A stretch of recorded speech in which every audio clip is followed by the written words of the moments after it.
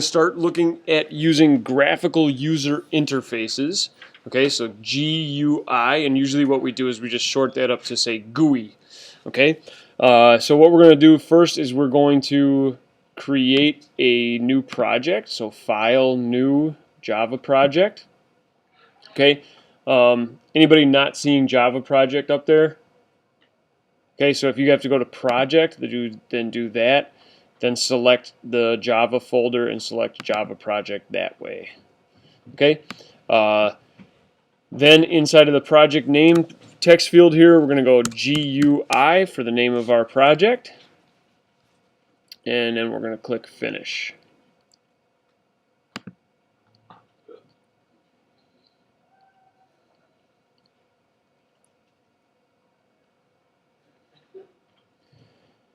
So hopefully that creates this project over here called GUI. Now for me, it might pull in the stuff that I've already done from my last hour. Oh, it didn't. Nice. Okay. So now inside of the SRC folder, we're going to make a new class. So the name of this class is going to be Simple Frame.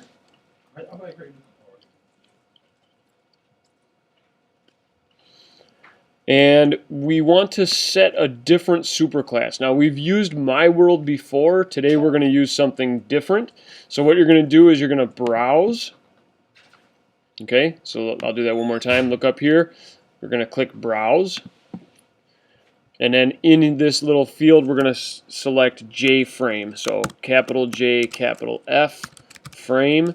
And then we're going to select that one. This is in the Java x.swing package. That's what that means right there.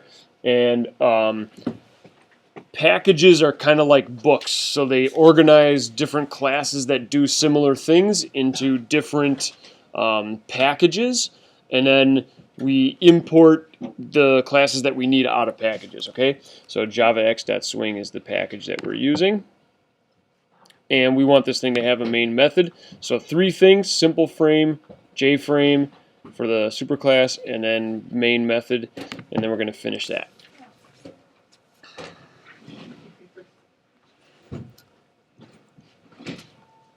Okay, so when we get this loaded, then we have simple frame that looks like this. We have a main method. We're just going to clean this thing up a little bit by getting rid of the comments and put in here new simple frame, just like we did pretty much all last semester. Okay.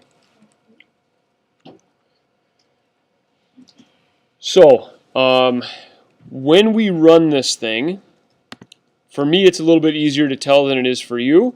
Okay, so when I run this thing, it doesn't look like anything's happening, but if I go down here to my dock, I can see that I am actually running a program. Okay, so unfortunately, simple frame extends JFrame, so that's fine. It is a JFrame, is what that means. Okay, unfortunately, JFrames are invisible by default. Okay, so in order to see it, we have to make sure that we set it to be visible. All right. And let me just kind of move over to the website. So I've added some pages onto the website here. Here's a kind of description of what we're doing right now. We're making a frame. I've included in there some methods that you can use with frames. There's a ton more of methods, okay, and you can always find those. Like if you go to your favorite web search thing here, just do Java JFrame and click on that. You can see all of the different things that you can do with a JFrame. So here's all the constructors that you can use, here's all the methods that you can use, and what I've tried to do is pare it down to the ones that I think you'll most likely use. All right, so what we're going to do right now is we're going to make sure that this thing is visible. So we're going to set visible and then true for our frame. Okay? So to do that, we have to first define a constructor. So we're going to go public simple frame.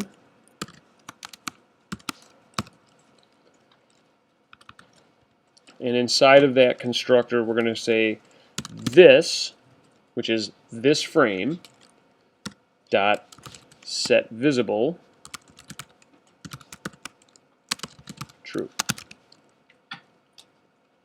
All right. So now if you save it and run it, you get this little frame. Okay? Not much there because we didn't do anything with it. We just have a frame. All right, but that's what we're going to start off with, and that's what we're going to build onto right now. Okay, so guys, for me, when I close this off, so you can see down here in the dock, this is what the icon looks like for a Java application, basically. Okay, when I close this, it doesn't get rid of this application. It still thinks it's running simple frame, and I got to quit it this way. So I'm going to add a line of code. You guys don't really need this line of code on your computers because it just does it automatically for you, but I'm just going to do it. So set default close operation jframe dot exit on close. Okay, you don't really need that on yours. All right, so frames are not really all that exciting unless we start adding some other components onto them. So we're going to add on a JLabel, a JText field, and a button. All right, so we're going to go ahead and create a JLabel. I'm going to call it first name, and what I like to do is name this thing what it's going to label, and then I include a capital L to tell me that it's a label. Okay, so I want that thing to equal a new JLabel. And then inside the constructor parameter here, I'm going to send it, I'm going to tell it that I want it to say first name. Okay, I want that string on the label. Okay, JLabel will need to be imported just like JFrame had to be imported up here. Okay, but I'm going to show you guys a shortcut because we're going to end up importing a lot of stuff. I'm going to show you guys a shortcut of how to import stuff like all at once. Okay, so I'm going to go ahead and add a JText field now.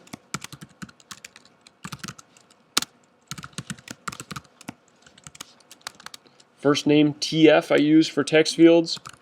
New JText field. Okay, and inside of the parentheses for the text field constructor, I'm going to put a 10, and we'll talk about what other things you can put in there once we get this thing rolling a little bit. And then the other thing we're going to make is a JButton.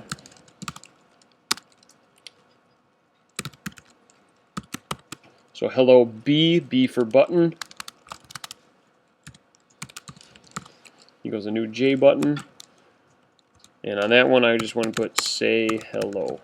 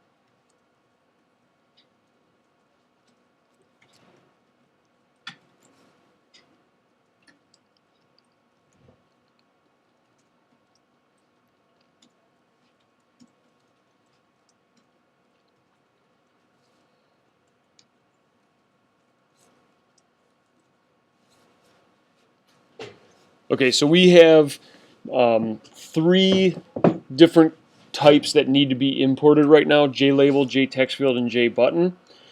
You can import those all at once. There's a quick way, and then there's an even quicker way. Okay, so the quick way is to go to Source, and then select Organize Imports. All right, and the even quicker way is to do that by the keyboard shortcut that's shown over here. So this means Shift. For me, that's Command.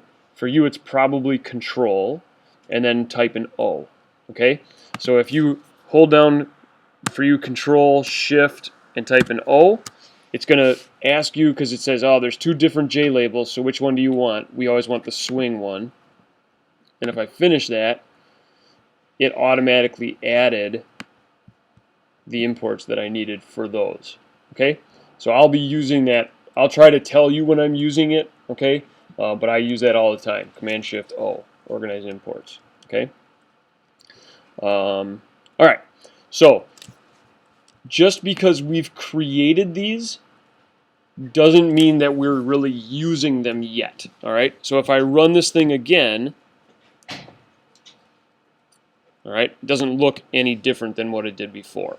Okay, so what I want to be able to do is I want to be able to add these labels and text fields onto our frame. Okay, and before I do that, I'm going to go ahead and change the size of the frame. So I just want to show you guys that over here in the frame section of the website here, one of the things that you can do is you can set the size, okay, of a frame. And so if we slide back over to here, that would be, you would do that before you make it visible. You would set the size before you make it visible. So if we go this dot set size, then you can say what size you want it to be. So we can say like 300 pixels width, 400 pixels in height. And if we run it again, now we have a frame that looks like that. Okay, so it's definitely bigger than it was before. All right, and now what we want to do, and we're going to do this kind of in pieces here so we can kind of understand something else about frames, and that is we're going to go ahead and add the label to it first. Okay, so we're going to go this dot add, all right, first name L, and so we're saying this refers to the frame itself. Okay, what do we want to do? So this, and then the dot means we want to do something to the frame. Okay, and then the thing that we want to do is add a component, and the component that we want to add is the first name label. So we're going to go ahead and run that now. And so that's what it looks like when we add a label to a frame. It just has some text on there. So the next thing that we want to do is we want to add the first name text field. Okay, so go ahead and try to do that and then run it.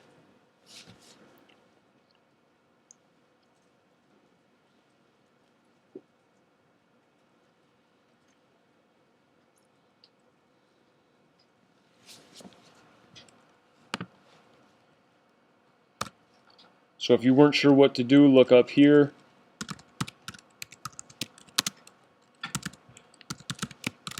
We're going to go this dot add first name TF this time. That's the name of my text field. And when I run it that time, okay, so what it does is frames that don't have a layout can only hold one component at a time. Okay, and so I added the first name label, it puts it on there, and then I add the first name text field, it pushes the label off of the frame and says, okay, well now we're just going to have the text field on there. So I can type stuff in there. It is a text field. I can resize this, okay, so that it looks a little bit more like what you're used to seeing out of a text field. All right, but I can't add more than one thing to a frame unless I change the layout of the frame.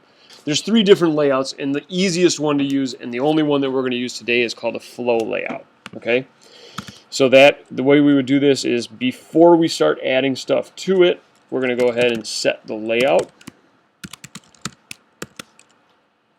And the layout that I want is a new flow layout.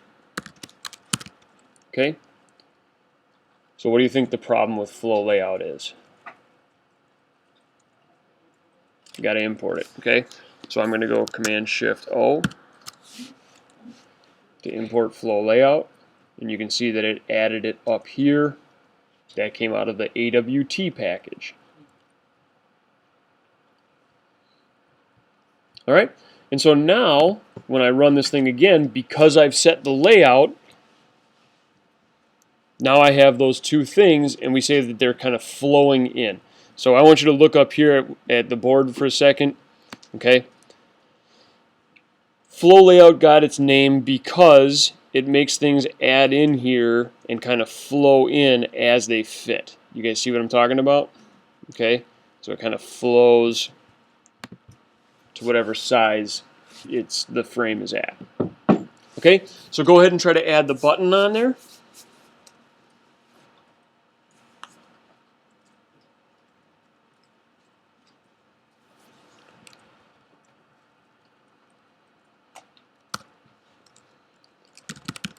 So again, if you weren't really sure, look up here.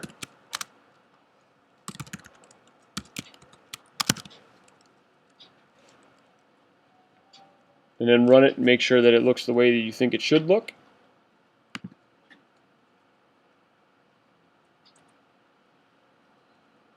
Alright. So again, kind of flows in the way it's going to fit. Okay, so there's that flow layout working. Alright. Now, there's an alternative to setting the size. Okay, and there's a special method. I'm going to change this right now. So instead of set size, I'm going to use pack.